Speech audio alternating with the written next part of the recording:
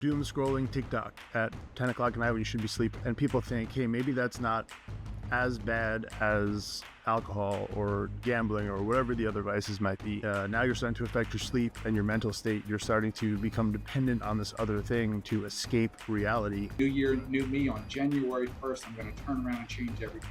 You can choose at any moment, any day in your life to make an impact and change. That starts right now.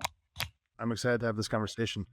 You got a pretty diverse background, a lot of interesting stories there, and you've got a lot of really cool stories of overcoming things, persevering, and not only just overcoming and persevering, but like really leveling up. I know you've done 75 hard a couple times, like really pushing yourself to the max. So I'd love if we can kind of start off by just if you can give us a brief intro on kind of where you started and kind of where you're at now. Yeah, sure. With 75 hours specifically. So just all around in general. Yeah, kind of like how, where you started your path. I know you had a pretty young start, and in general, kind of the path you took to be where you are today.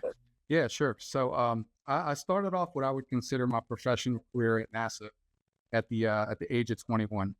It was security, and I did. At first, I just started off as a security guard, a firefighter, and a first responder because it was the Michoud Assembly Facility in New Orleans, which is where I'm from, by the way. Born and raised in New Orleans, which is great. But so that NASA facility, it's self-contained. So if you did security, you had to be a firefighter and all that because we took care of it, our own facility. I quickly excelled out there. By the time I was 25, I became sergeant over the fire department. And then I transitioned to the law enforcement side because I joined out there like right after 9/11. So that NASA facility was considered a terrorist target, even though nothing ever happened. We were just an insurance policy. So I became a federal police officer at 25 and then lieutenant over second shift command by 28. So I've always been like, if I'm interested in something, I excel at it. Then around that time, I watched something called The Secret. I don't know if you've ever seen that, the law of attraction and manifestation. I was just mind blown. I was like, okay, let me see where this is going to take me. So I started envisioning a better life for myself. And then somebody, maybe 3 or 4 weeks after I watched that movie and started doing that, contacted me about an opportunity like, hey, are you interested in making extra money selling stuff on the side? Now what's interesting is the old Speedy would have said, absolutely not. No. When I caught myself, I was like, you just watched this movie. You've been thinking about a different life and somebody gives you an opportunity. So I kind of felt like I had to say yes to it, even though it was way outside of my comfort zone. It turned out to be Amway. I found the energy drinks and the vitamins. I really liked those a lot. So I got on the subscription, and the next thing you know, all of my officers, all the dispatchers and headquarters, everybody's on monthly subscriptions, people in my family. And I'm hitting all these new agent milestone bonuses when you first start. And the next thing you know, like 3 months later, I'm on stage at an event in front of like 100, maybe 150 people, telling them my story and how I did what I did so fast. So in that moment, I was like, oh, okay, I'm good at sales. It turns out all you need to be good at sales is just be reliable, trustworthy, know your product, and obviously have good intentions. I know people take the bad route with that. But if your heart's in the right place and you really believe in what you're selling, you're going to do well. So right around that time, my buddy, he was selling health and life insurance. So I told my buddy Tommy, I was like, hey man, you have to come do what I'm doing. I'm making like an extra $2,000 or $3,000 a month just selling these energy drinks and vitamins. They had more products. That's the ones I really like. And he's like, hey man, I can't. I'm actually selling health and life insurance. I just made 6 figures last year. Selling health and life insurance. So that was an aha moment for me because I knew I wasn't happy at NASA because it was, no matter how hard I worked, every 2 weeks, I knew what my paycheck was going to be like to the penny. And it drove me nuts because you could have been the best lieutenant, worst lieutenant, didn't matter. We all got the same amount. So it's like, not happy at NASA. I just figured out I was in sales. Let me take this health and life insurance route. So that's when I switched from the safe, steady paycheck to self-employed entrepreneur. Yeah, I love that. And I think, what you said there about sales too is so important because it's not about sales tactics or like there's a lot of scummy ways that people can do it.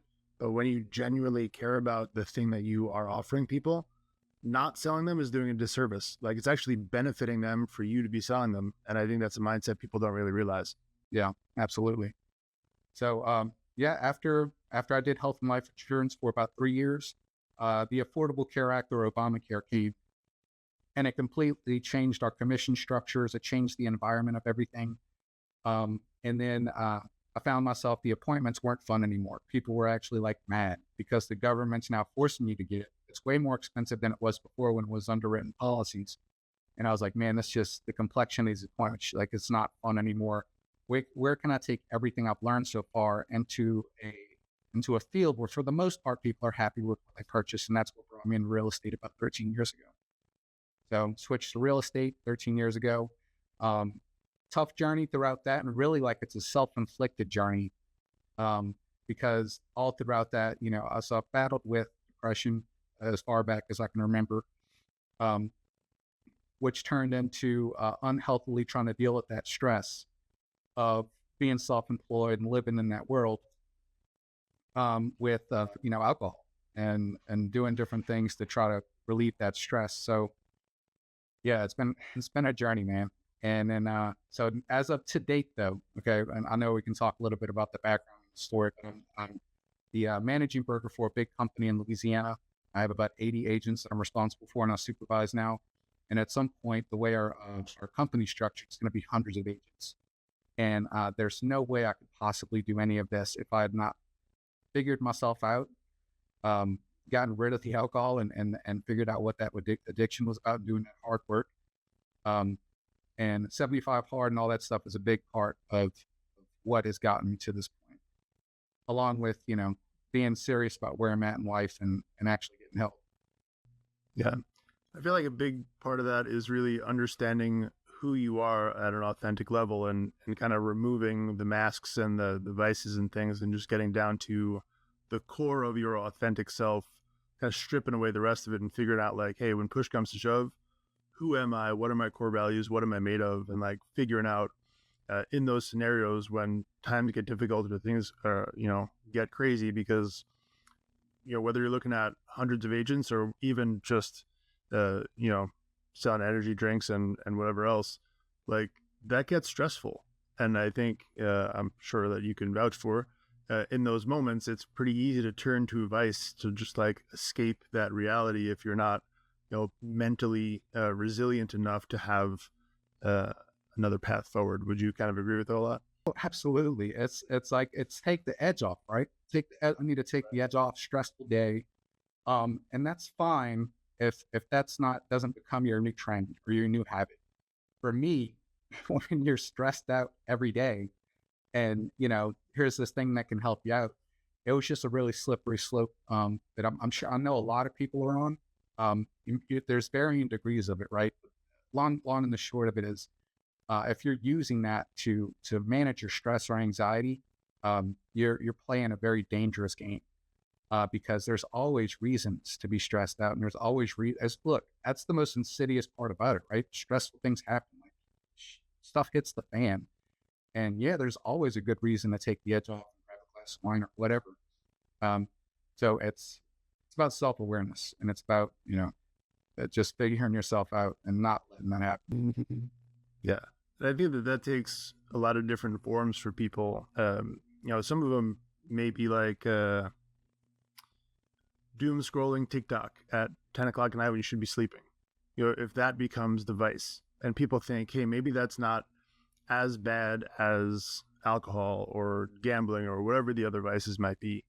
I would argue against that. I think, maybe physically it's not doing the same level of like internal damage, but either one, now you're starting to affect your sleep and your mental state. You're starting to become dependent on this other thing to escape reality, right? And you keep continually looking for ways to get that fix in, rather than just addressing kind of where you're at and learning to just live with it and enjoy it. Do you think finding gratitude and enjoying the process of it was an important part for you in that journey? Absolutely. And yeah, the gratitude, and because when you're in moments of stress, you forget like how much you really have. You forget, um, what you have that you should be grateful for. And I think especially in like our developed country, right, living in the United States, we forget that. And I've heard this stuff from Gary Vee, and I'm really big into following motivational people, and that's a big part of my what's helped me develop my mindset too. But 85 million people don't have access to clean water, and I'm in this house, covered, sheltered. I have I have food in the fridge. I have water. I have my family around me, and I'm so depressed that it's not like I had suicidal ideations, but at my lowest points, it was just I was hurting so bad. I just didn't want to hurt anymore. And but I'm surrounded by all these things, my wife and my kids, and like I said, I live in a climate controlled house that I pay a mortgage on, but I own, and I can go take a hot shower, get food out of my fridge. And there's so many people around the world, we forget that just how good we have it sometimes. And yeah, absolutely, gratitude is going to keep that anchor for you if you can pull your head out of your own butt and actually see that for what it is. Yeah. Do you think there may be a relation here for you? I know for me it definitely was, but like to look forward into a 75 hard, where we talk about, hey, you're doing one exercise a day outside, no matter what. On the days that it's raining, snowing, thunderstorm, lightning, whatever, like you're going to find a way to make it happen no matter what. Do you think there's some correlation there into embracing the suck? Like for me, I know I almost look forward to when the weather is bad because it almost feels better to conquer it, right? Do you feel the same way? Absolutely. Yeah. There's been, so I still like, even though I'm not on the program right now, I'm starting to gain January 1st. I do it every year because I do all the stuff that you gain from it. It is a perishable skill. You do have to keep that stuff up. It's not just a one and done. Okay, I got this forever. But yes, so when I'm looking ahead to my calendar, like this morning, I didn't get out in time. This morning, it was like here in New Orleans, it's like 30 something degrees. Absolutely love those because the park I usually walk at every morning, it is, there's maybe 10 or 15 people out there that, wave good morning as I walk past them. When it's cold, it's just me and the ducks. There's nobody else out there. So in those moments, I'm like, yeah, like nobody else is willing to be out here but me. And it absolutely gives you advantage for sure. Mentally, that's where you get the edge. When you're willing to do something that nobody else is willing to do because we're all warm and cozy in bed and you're out there getting it, that's absolutely where you get the edge for sure. Yeah. And I think, a lot of people refer to that as sort of the separation season. And, this time of year we're in right now is really the same thing. Well, sorry, most people are, slowing down and getting their holiday parties in. And most people are, figuring out, hey, what am I going to do over Christmas break? And they're kind of on the come down from Thanksgiving and they're just going to ease through the rest of December. I think the people who really level up are the ones who take that opportunity to continue to push forward no matter what and find ways to separate themselves from the pack. Yeah, absolutely. And I preach that to my agents too when I have my weekly Zoom calls and specifically our 2025 business planning we've been going over. And I emphasize that all the time. Like, look, that's it. Yeah, they can get you. And then you have the New Year's resolution crap, right? Yeah. New year, new me on January 1st. I'm going to turn around and change everything. Let me tell you something. January 1st is a Wednesday. There's nothing special or magical about that day. And this is what I preach to my people all the time. Like, you can choose at any moment, any day in your life to make an impactful change. You do not have to wait until Wednesday, 3 weeks from now to change that. That starts right now. And if you really want a great 2025, all that work should have been getting started. But if you have not started, that's fine. Just get started now. And yeah, absolutely. Do not let the holidays throw 15 extra pounds on you because it's a poor excuse to throw your feet up and just, let that happen. You have to stay locked in. And for those who stay locked in right now, hey, you're going to bring that energy into the beginning. You can have a much better year by far than just doing whatever you want until Wednesday, 3 weeks from now to change your life. I don't know when this recording is going to go out, but you get it. Yeah. Yeah. I mean, you're going to have 3 extra weeks of momentum for the people who are starting today, right? You'll have 3 extra weeks of momentum to really hit the ground running. And, I think a lot of people will look at it like, well, I know I still want to have a nice Christmas dinner, or, hey, we're going out New Year's Eve and we're going to stay out until 2 o'clock in the morning. We're going to have a good time.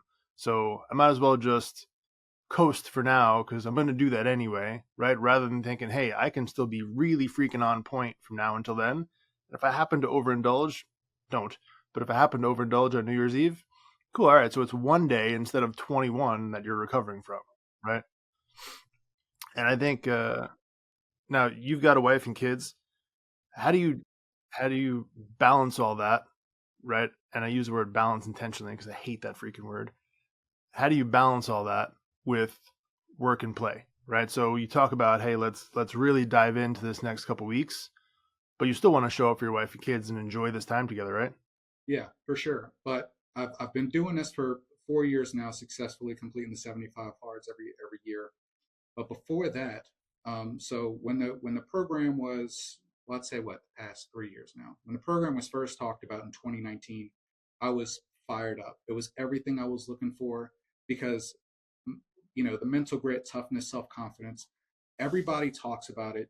And I've read so many books, Gorilla Mindset, Winning. Like I've read all the books, but where it failed was it was like, what? Okay, I love the book, but what? How do I get it? How? Like, and when it was introduced, it's like, okay, this is the how. In 2019, I was on day 20, and my mother unexpectedly passed away.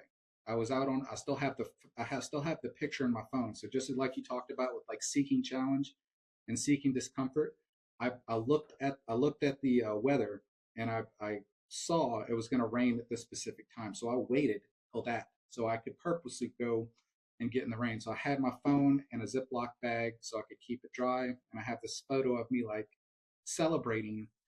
And at that moment, I had no idea that my mother was actually already passed away on her couch. Um, Devastated. And her and I, we had a lot of stuff that was left unsaid because of my childhood and how I grew up and things that happened during my childhood that I shouldn't have seen and things I shouldn't have gone through. I had a little bit of resentment there. And she knew that. And we didn't talk all that out really. So to have her snuffed out like that, I can feel it in my chest now. It just, oh man, it just crushed me. So I went straight to the wine store, straight to the liquor store, and broke my 19 days I was on. And then past that point, I kept trying to get back on. And if they use the 75 hard app, you can see all of your progress. So I would see all the times it'd be like day 5 and then day 6, day 7, and then start over. Like there were so many times I would say, I'm not kidding. There was over 30 times that I failed because I couldn't stop drinking after my mom had passed. There's no doubt in my mind I would have done the program the first time around, but that when my mother passed unexpectedly, it just devastated me. And then to put a timestamp on this, right after that, a few months after that, we roll into to quarantine, into COVID. So, brother, you want to talk about like not having anything to do and just sitting on your couch and drinking? That's exactly what I did. And it wasn't until my wake up moment was November 16th of, I want to say it was 2021 or 20, had to be 2021. Yeah. So in real estate, you'll hear realtors say the ups and downs of real estate, the roller coaster, right? Money comes in and then money gets tight. So I had a little bit of a low moment with income, fell behind on a few bills, and then I had like 3 closings, did great. But I was so just living in my own world and procrastinating with taking care of my financial obligations. On the same day, my car gets repossessed and my lights get shut off. Same day. And I had more than enough money to get caught up on these bills. I just was doing whatever, right? Like I can't even really tell you. So that was the moment that changed everything for me. I was like, okay, it was so I'm 40, I just turned 43. It was right before my 40th birthday, and I was like, I cannot drag this circus into my 40s. I have to go get help. And that's when I walked into my first AA meeting. I called myself an alcoholic for the first time out loud, and it was so empowering because it was the first that, like, I knew it, my wife knew it, I'm sure my kids knew it, but nobody else knew. On the surface, I was a successful realtor. I was running a brokerage at the time with my partner. Nobody knew how bad it actually got. So, and anyway, it was just very freeing. So, yeah. Yeah, I love that. And I love that you know the day because I think that really helps to kind of remind yourself of that. And like, I still keep the picture for myself of my kids as the wallpaper on my phone. I keep it. I see it literally every time I pick up my phone. It reminds me of like that feeling of that, and not wanting to go back to it. Because it never really goes away, right? That urge never really goes away. You just become stronger and more disciplined, and you figure out ways to fight it better. Right? Does that same thing apply for you? Yeah, absolutely. Absolutely. So once I got serious about getting my sobriety and getting help, it was a wrap. Well, during that time, so my wife, right before I was gonna do it, my wife was like, "Hey, I think I'm gonna make another run at 75 hard," and she laughed. She laughed, like not in a mean way. She was just like, she's like, "You need to give up on that. You're never gonna do it." And I was like, "That's it, that's it." So I started, did it, and that's it. And I can't tell you really. I can't describe to you what it does for you when you actually complete that. Self-esteem, self-confidence, all these things that like you think people are just gifted with and they're just different than you. It's not. They just have a stack of undeniable proof that they are who they say they are. I got that word from somebody else. But yeah, going through that, man. Yes, it's just it'll change your life if you really take it seriously. I can't think of another program honestly that will help you become mentally tough and stronger. That's it. Yeah, I would agree. Do you think that going through that has changed your relationship with your wife and kids? Absolutely. Yeah. And that's what, and sorry, I didn't circle back and finish what we were talking about there, but that changed everything. So the balance we're talking about, um, my wife at first, there was a little bit of pushback. I was like, "Oh, I need to go out and get my second workout." And she's like, "Come on, this and that and family time." And, but what she saw was me completely change as a man. She saw me completely shift into a different person who no longer made excuses when there was stuff that needed to be done around the house. Or, she would say, "Oh, look, you need to go do this." And I would just get up and do it. That was never the person I was. And, the old verbiage, like you can't teach an old dog new tricks. Yes, you can. You can absolutely change the person that you are, because my wife firsthand saw me change through this. So now it's gotten so strong to the point where there's no more pushback. When I say, "Hey, I'm going out in my second workout," she's like, "Okay, babe, love you." And it's just like salute out the door, because she knows by me doing all this, I'm going to show up as a better man, a better husband, better father. So yes, absolutely. She's totally on board with this because she saw this and me actively change for sure. So yes, she can change. Yeah. I thought about when you said your wife laughed when you said you were going to give it another go. And I think, I've been in similar situations there where it's like, looking back on it, I can't really blame them for thinking that, because how was I showing up?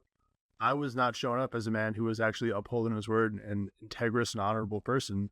I was showing up as someone who was like, yeah, I'd probably laugh at me too, because you had a track record of saying things you didn't follow through on. Right. But now that you've gone through that process, it's like, yeah, when you say, "Hey, I'm going to be there at 4:07 p.m., I expect you to pull up at 4:06:59, and I know for damn sure you're going to be there by 4:07, because that's your word and you're going to keep it." And I think as we continue to grow and evolve, doing so many of these little things, these little daily habits build up to be so important that, again, when you say super little things, and this is a pet peeve of mine, and I know I just mentioned time, but I'll reference it again.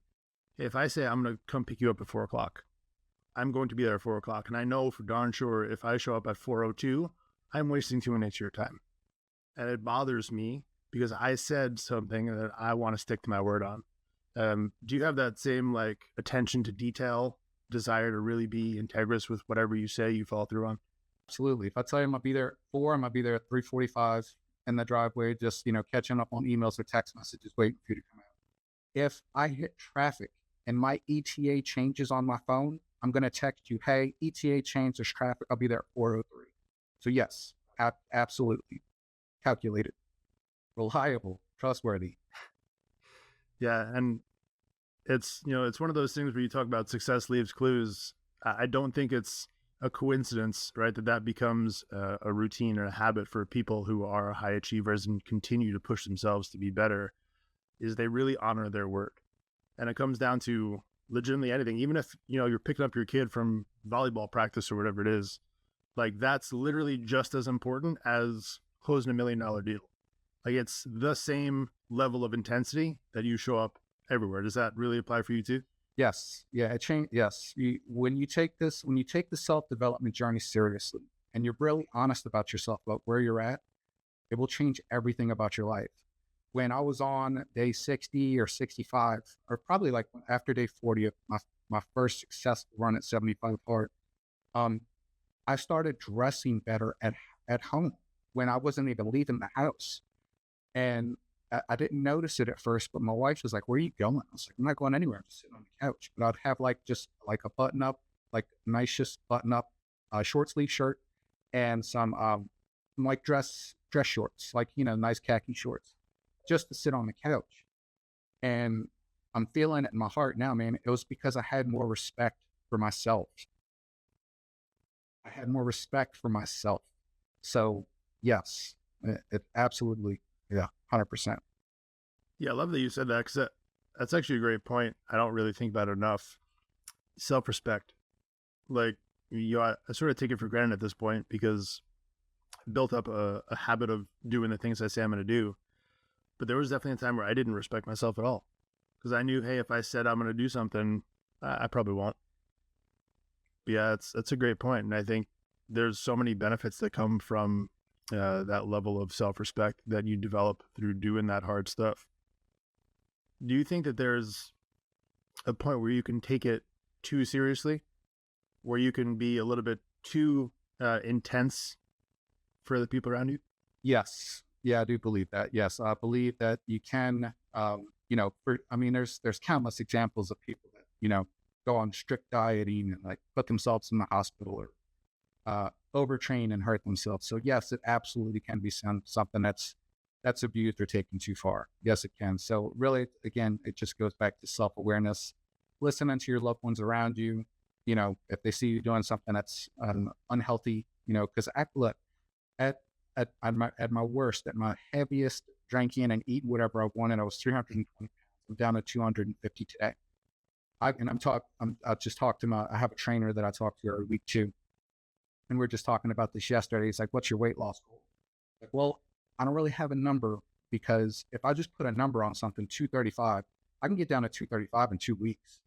That doesn't mean it's healthy. It doesn't mean it's going to be good for my body, but I can absolutely do that. So yes, you have to be mindful of doing things the right way, and listening to your body. I know it kind of sounds self-conflicting because when we're talking about 75 hard, you're literally like sore every day, something's hurting. But that's the push through of like, okay, is it really hurting like bad enough to where I can't do what I have to do, or am I just punking out? So it's a healthy balance of listening to yourself, listening to your body, and listening to your loved ones if you feel like you're doing something that's too aggressive or taking something too far. And we're just talking. I think part of that too is learning to figure out where the limit is in your own brain, where you say, hey, that's my limit. But it's really just your brain telling you that's where your limit is, but you can go way further. Right. And I think, for a lot of us who are in the early phases of this, who have not done the work yet, that limit is so much lower than you're capable of. And it shows up in your work, it shows up in your family and your health routines. Like we put these really low limits on us to keep us safe and comfortable. Like we talked about before, hey, we live in a climate controlled house. Most of our lives, we are climate controlled. We stay pretty comfy. We leave our house, we go to our car, it's nice and climate controlled. We've got our nice jacket on. We try and stay comfortable all the freaking time. And then when we get a little uncomfortable, then it's like, oh man, it's too hot, it's too cold. But I think, much to your point before about enjoying going out in the rain or enjoying, hey, a nice snowstorm, you go out and you just power through it. It kind of helps you push past what you thought you were capable of. Did you have sort of a similar experience? I had it pinned at the top of my Facebook page, but I have something else pinned there now. As part of my journey, I had one day specifically I called Pain Train. It was, I want to say like day 56 maybe. I had gotten my outdoor walk done. I went back to the house, ate breakfast. I went and did my second workout at the gym. I was really sore and really tight everywhere, so I didn't want to weight train. So I just went and played basketball inside of my gym. And when I say play basketball, I don't mean just like shooting around. I mean like I made it a workout. Put basketball on my watch, and I was going jogging back and forth. I was in there by myself, so I was jogging back and forth, doing layups, running down the court, like getting rebounds and taking shots, like as if I was playing just a game with myself. So anyway, I go straight from that shower, and again, we live in New Orleans, so we go to a parade for Mardi Gras, and so I'm standing up for hours. I like got little to no rest in between my first workout, breakfast, gym. It was like, okay, shower, we have to get the kids, we have to head to my buddy's house. So long story short, I think that whole day I might have sat down for 30 or 45 minutes. The next, I could tell when I was at the parade, I was like, man, my feet are killing me. My feet are killing me. And so I go to sleep, wake up, have to get my morning workout done the next day. My feet, when I stood up, when I got out of bed, my heels hurt so bad. I was like walking like an 85-year-old man to my bathroom to go brush my teeth. It felt, the best way I could describe it is it felt like somebody took a gun and shot me in both heels. And I was like, oh man, I don't know if I'm going to be able to do this. I was like, all right, well, look, let me just start. Let me just try. So I get in my car, I go walk. And as I'm walking, the pain starts subsiding. And as I get more and more going, the pain's going away. And by the time I'm through the middle of my walk, the pain is almost gone. And right there, I was like, oh my God, our bodies are so much tougher than our minds. If you decide you're going to do something, now I'm not talking about unhealthy, like walking on a broken ankle, but if you push past that point, your body adapts. Your body's like, okay, this guy's not stopping. We need to figure something out. We need to get some painkillers down here, whatever. Like your body starts doing what it has to do once you make a mental decision to push back. So yeah, that day I called pain training that was a significant breakthrough day for me, and realizing that our bodies are a lot tougher than our minds give us credit for sometimes. Yeah. How much of success do you think is just showing up? Like in that moment, showing up for the walk, deciding to go anyway, and literally just put yourself out there and show up for the walk and take that first step and then take the next step. Yeah, that's all of it.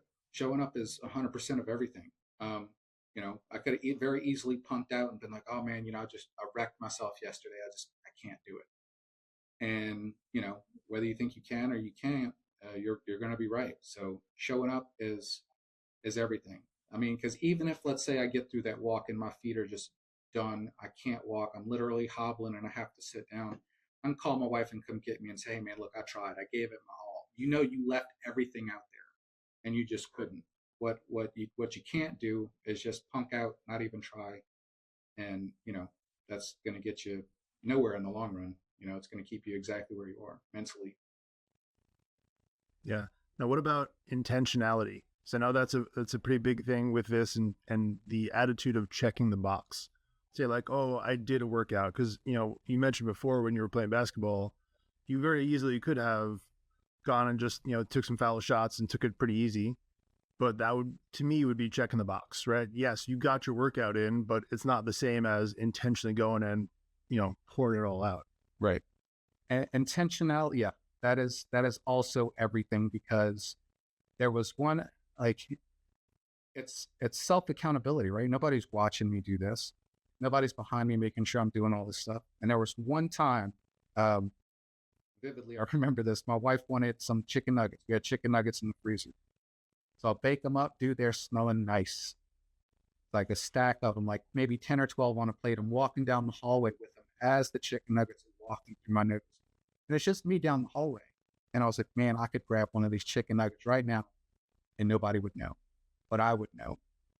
I gave her the plate, and that was just something that stuck out to me, because I was so, that's where you get that self pride. Like you're not going to get what you're looking for out of any of this. So it doesn't have to be 75 hard. You don't have to do something insane, but whatever you decide to do, if when nobody's looking, you take that, you check that box, like you just said, none of it matters.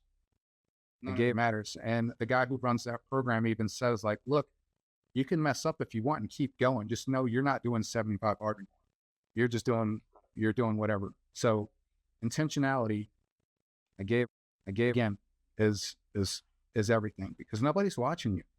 Nobody's making sure you're doing all this stuff, but you're going to know whether or not you did it. And that's the most important part. Just like we were talking about with self-respect, and self-confidence, you know, you're only as strong as all of that stuff cumulatively. And if you know that you're not doing what you're supposed to do, and if you say you're going to do something and you don't do it, subconsciously, you have found yourself to be unreliable, untrustworthy. You're not going to do what you said you're going to do. You're not going to follow through on that thing you said you were going to do. And then people wonder why they don't have self-esteem or confidence. It's because you have a poor relationship with yourself. You don't trust you.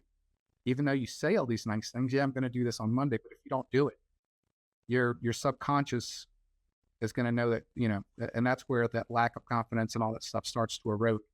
As at the long and the short of it, you don't have integrity with yourself. Right. Where does faith play a role in this for you? Faith man, that's a huge part of my journey, and I don't talk about it enough as I should.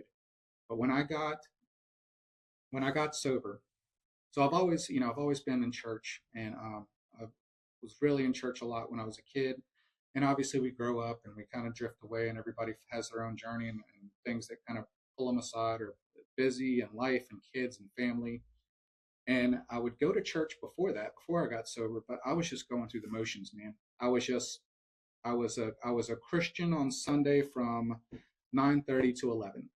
And then Monday through Saturday, I did whatever I wanted, drank whatever I wanted, ate whatever I wanted, didn't read the Bible, didn't study, didn't meditate, none of that stuff. And when I got sober, part of the program is increasing your conscious contact with God as you understand him or her, whatever that is to you. It doesn't specify Jesus or God, just whatever your higher power is for you, and reconnecting with that.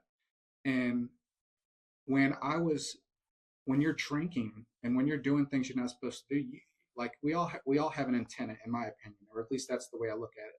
We have an antenna or a direct connection to our higher power, if we choose to believe that. When I was drinking, it's like you have the antenna, but they're static. It's muffled. You're not getting 100% connection. And when I got sober and just going through my thoughts and my prayers and my meditation, I had a prayer or meditation or a talk with God. And I don't know if God really talks to me, but I do have a subconscious connection where I do hear something or get some feedback. And when I was talking one time, I was like, man, the long and the short of it was, I was like, man, I've really, where have you been? And, things like that. And the message, the resounding message, not a voice that I heard, like I'm schizophrenic, but the thing I got back was, I've been here the whole time. Where have you been? And I was like, ooh, like I just got chills all over my body when I said that out loud. So got back into church. I've been baptized twice since I got sober. One was because I wanted to, and then the second half, there's a freedom program my church runs where everybody gets baptized after. So I was like, yeah, let's double down. But no, man, everything about my life has changed since I got serious about myself, my sobriety, and all these doors opened up. 3 months after I got sober, I got a phone call. So I was running my brokerage with my partner. 3 months after I got sober, somebody called me with a salary opportunity inside of real estate. Like, hey, look, I know you're running your own brokerage and you're happy, but we'd like to put you on a salary, significant salary. You can still sell, you can still do all the stuff, but we just need your help in this area of what we're doing. And to get a salary in a self-employed 1099 world is like unheard of. I was like, oh my God, like 3 months after I got sober, this comes around. And then this massive opportunity I got with this company I'm working with now. None of this stuff would have happened if I did not first get sober, reconnect with God, and get my spiritual life back in order. All these doors opened up that previously were closed, and I know for a fact I would not have these opportunities that came my way if I did not reconnect spiritually with my higher power. 1,000%. Yeah, I love that. Then all signs point to like the level of success that you enjoyed originally, right? Because you would consider yourself in the times where you're working for Amway or you're doing the insurance stuff, you would consider yourself successful, right? In that time. Yep. The version of you now, man, I have to imagine 100x more successful. Like, because, when you look at your relationship with yourself, your success in the business world, your success in your family, your success in your faith, Man, I love your story so much because it exemplifies exactly like what I love to talk about, and the fact that we think we are successful in this one area until we really look at ourselves and who we are and how we show up and realize that, like, hey, it just isn't it. Because there's so many people who walk around thinking, man, I am successful because I made $1 million or I drive a Mercedes or whatever the thing is that they peg their success on. And while that's cool, real true success comes when you start to break all that stuff away and figure out who your authentic self is and then operate in that every day. And the bonus of that, not only do you feel freaking awesome because you're free, right? You don't have to have this mask on, but all the other stuff, 10X's. Like, it's so much more successful in the business world, in the spiritual world. All of it is even better than you ever thought even possible when you thought you were successful the first time. Do you feel this? Yeah, I love that. It's such a good story, man. I honor you and just really want to celebrate you for not only the work that you've done, but for continuing to like share that story, because there's people that need to hear it. One of the things that you said before, like, you know, when you're in the park running or walking by yourself with the ducks, in that moment when you said that, the vision that I had was there was somebody who saw you out there. And even if they weren't out there themselves, there was a person who said, man, I see that guy out there every freaking day, even if it's just him by himself. And I believe that you showing up and continuing to show up for yourself empowers other people to start showing up for themselves. So again, I just want to honor you for continuing to do that, because you are lighting more lamps than you'll ever possibly know. And people like you who continue to do that, unselfish, just absolutely inspire me. So again, honor to you, brother. Thank you, Jim. I appreciate that, man. Really do. That. If you had one bit of advice to give to someone to help them level up their life, like one quote, perspective, mindset, philosophy, what's one thing that you've learned or heard from somebody that you would want to pass along? You have to be honest with yourself, and you have to really know where you're at. The good, bad, indifferent. You need to be really being honest with yourself about where you're at, what you want, and get serious about going after that. And if you don't know what you want, that's your first homework assignment, is to literally write down, what do you want from life? How do you want to be for your family? What kind of vacations do you want to take? Literally whatever it is, like, write your life out on paper, right where you're currently at. And then you have to get real with yourself in order to go wherever you want to go. And part 2 of that is the action part. Even if it's slow, you don't have to just jump off the couch and go do 75 hard, go do a marathon, but you have to do something. You have to start somewhere and just do the little things over time. And what those little things, and this is something I got from my wife, over time, those little things that you do, those little wins that you stack up on a daily basis. Let's say you don't win every day, okay? But if you win Monday through Friday, you get your workouts in, you eat clean, and Saturday, Sunday, don't go way off the rails. But if you win Monday through Friday with getting your work done, you stay pretty nice on Saturday, Sunday, what you've done is you've won 5 days out of the 7 days of the week. I call it 5-2 record. They get you into the playoffs all day long.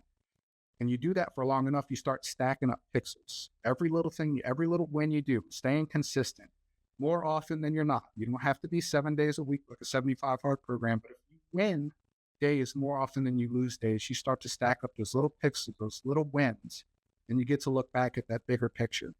And over time, you're going to slowly build the self-confidence and self-esteem that you feel like you might be lacking. So that's what I'd want to leave with anybody, is just knowing that, first of all, you can change if you're really honest about yourself with where you're at. 2, you have to take action. Even if it's small steps, you have to get going. You have to do something. You have to start getting some momentum. And then C, just stay consistent. Stay consistent more often than you're not. And if you have one bad day, don't be like, oh, well, I'm off my diet, man, whatever. Let's just go back. No. Take that one day, get back on it tomorrow. Okay? Because what you don't want to do is go to take 1 day of bad decisions, 2 days. That's after day 3, you're starting a new pattern. So keep that pattern on the healthy route more often than you're letting yourself veer off course. And if you do that for long enough, you're going to look back and you're going to have a body of work you're much prouder of. Yeah, I love that. That was great advice. And again, man, I just want to honor you and thank you for how you showed up here today, because I know for darn sure you gave a lot of people a picture of possibility and a lot of people glimmer of hope into what life and true success can look like. So again, just honor and gratitude to you for doing that. Thank you. Thank you, Jim. And I appreciate that. I'm not where I want to be yet, but I'm grateful I'm not where I was. Oh, and I think that that's a good point because I agree. I mean, for myself, like there's a lot of areas that I can continue to improve on and do. Right. And that's part of this process is knowing that like, hey, I'm never going to be perfect. So much as I want to be a 10 in all these areas.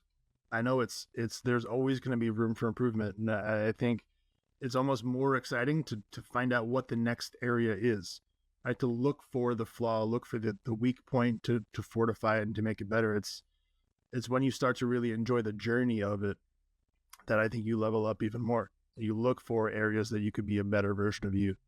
But, I think you definitely touched on a good point there because there's a lot of people who want to be perfect and done. Like, all right, cool, I did the thing, now it's done, I don't have to do it anymore. But that mentality is not going to get you where you want to go. You got to really enjoy the process of growing and becoming your best self, knowing like, hey, it's a lifelong commitment. To the day I die, I'm going to continue to grow and evolve and look for weak spots and try and, make them better. Love it, brother. Again, tremendous thank you. We will definitely be sharing this episode far and wide because people need to hear it. So thank you again for that. It's tremendously appreciated. Thank you, Jim. I appreciate you, man. Have a good one. You too. All right, man.